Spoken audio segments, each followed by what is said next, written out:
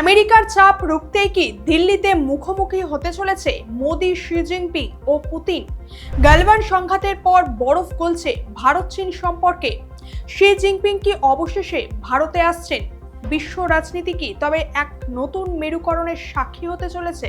ওয়াশিংটনের একের পর এক হুমকি, ট্যারিফের হুঁশিয়ারি, এরই মধ্যে চীনকে রোখার সমস্ত মার্কিন কৌশলকে এড়িয়ে দিল্লি কি লিখতে চলেছে নতুন এক কূটনৈতিক ইতিহাস? আগামী 12 এবং 13 সেপ্টেম্বর ভারতে অনুষ্ঠিত হতে যাচ্ছে 18তম ব্রিক্স শীর্ষ সম্মেলন। আর এই সম্মেলনকে ঘিরেই আন্তর্জাতিক মহলে প্রশ্ন উঠছে, তাহলে কি দীর্ঘ 7 বছর পর ভারতের মাটিতে পা রাখতে চলেছেন চীনের প্রেসিডেন্ট শি জিনপিং, সাথে রাশিয়ার প্রেসিডেন্ট ভ্লাদিমির পুতিন? কিন্তু প্রশ্ন হলো, গালওয়ান সংঘাতের দীর্ঘ ক্ষত আর 4 বছরের সামরিক উত্তেজনার পর সত্যি কি চীন ভারতের সম্পর্কে জমে থাকা বরফ গলছে? প্রায় 400 জনের বিশাল প্রতিনিধি দল নিয়ে শি জিনপিং এর ভারত আসার পরিকল্পনার নেপথ্যে আসল বাণিজ্যিক সমীকরণটা ঠিক কি? একদিকে মার্কিন ট্যারিফের চাপ ও ন্যাটো প্লাসের প্রস্তাব প্রত্যাখ্যাত করা, অন্যদিকে সীমান্ত ইস্যুতে চীনের আগ্রাসন। ভারত কিভাবে তার নিজস্ব ভূ রাজনৈতিক ভারসাম্য বজায় রাখছে?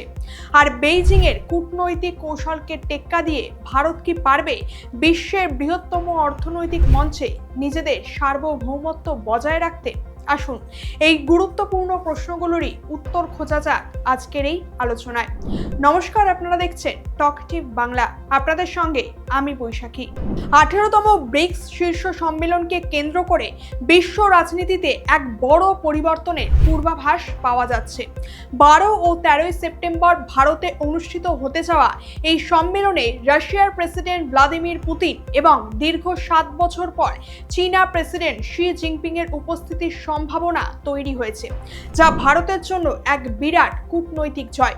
দেখুন, আমরা দেখেছি ডোনাল্ড ট্রাম্পের মতো পুতিন বা শি জিনপিং ঘন ঘন বিদেশ সফর করেন না, তবে শি জিনপিং এবার প্রায় 400 জনের এক বিশাল ব্যবসায়ী ও শিল্পপতিদের প্রতিনিধি দল নিয়ে ভারত সফরের পরিকল্পনা করছেন, এমনটাই খবর পাওয়া যাচ্ছে, যার মূল লক্ষ্যই হলো দ্বিপাক্ষিক বাণিজ্য ঘাটতি কমানো।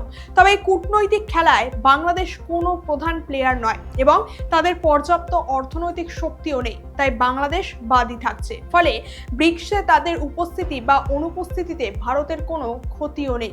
আচ্ছা, তবে কি ভারত চীন সম্পর্কের বরফ গলতে শুরু করেছে?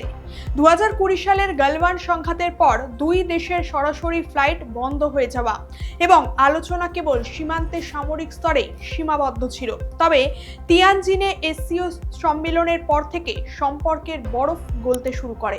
আগামী 30শে আগস্ট থেকে 3রা সেপ্টেম্বর কিরগিজস্তানের বিশকেকে অনুষ্ঠিত হওয়া এসসিও শীর্ষ সম্মেলনে প্রধানমন্ত্রী মোদি ও শি জিনপিং এর দ্বিপাক্ষিক বৈঠক দিল্লির ব্রিক্স সম্মেলনের জন্য উপযুক্ত প্রেক্ষাপট তৈরি করতে পারে। এক্ষেত্রে ভারত চীন বাণিজ্যিক সম্পর্কের ক্ষেত্রেই যদি আসি, দেখুন, চীন ভারতের বৃহত্তম বাণিজ্যিক অংশীদার বা পার্টনারও বলতে পারে। ভারত চীনের মোট বার্ষিক বাণিজ্য $151 বিলিয়ন। ভারত চীন থেকে আমদানি করে $131.6 বিলিয়ন পণ্য, যার 98% শিল্পজাত কাঁচামাল যেমন ইলেকট্রনিক্স, লিথিয়াম, কোবাল্ট, এবং ভারত রপ্তানি করে $19.5 বিলিয়ন পণ্য। ফলে এক্ষেত্রে বাণিজ্যিক ঘাটতি দাঁড়িয়েছে $112 বিলিয়ন ভারতের ক্ষেত্রে।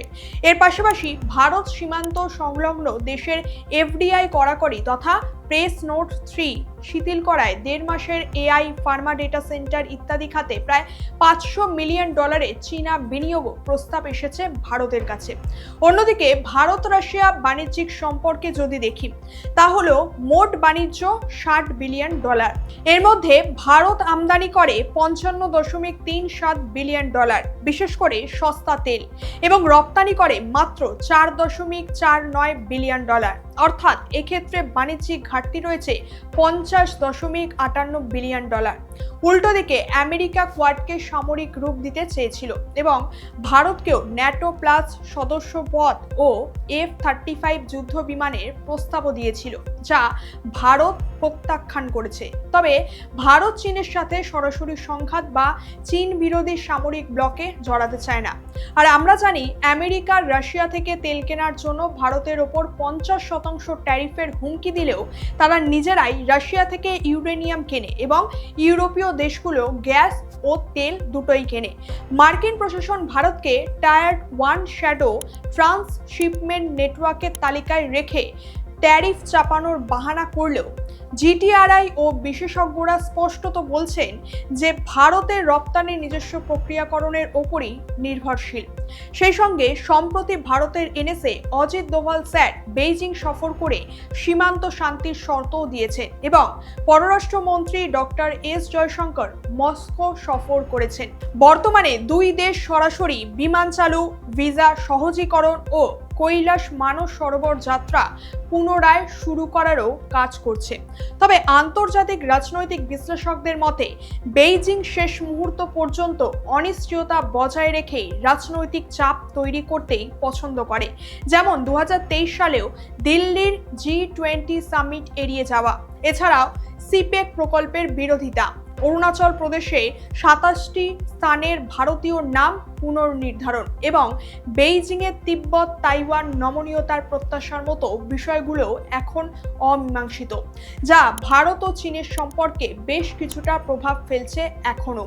সুতরাং দেখুন, শি জিনপিং ভারতে আসুক বা না আসুক, ভারত একদিকে মার্কিন ট্যারিফের হুমকি ও অর্থনৈতিক চাপের বিরুদ্ধে নিজস্ব সার্বভৌমত্ব রক্ষা করছে, অন্যদিকে সীমান্ত নিরাপত্তায় আপোষ না করেই সমতার ভিত্তিতে কৌশলগত অবস্থান বজায় রাখছে।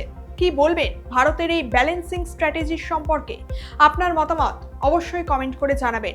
আর ভিডিওটা ভালো লাগলে একটা লাইক এবং শেয়ার করে দেবেন। দেখা হচ্ছে পরের ভিডিওতে।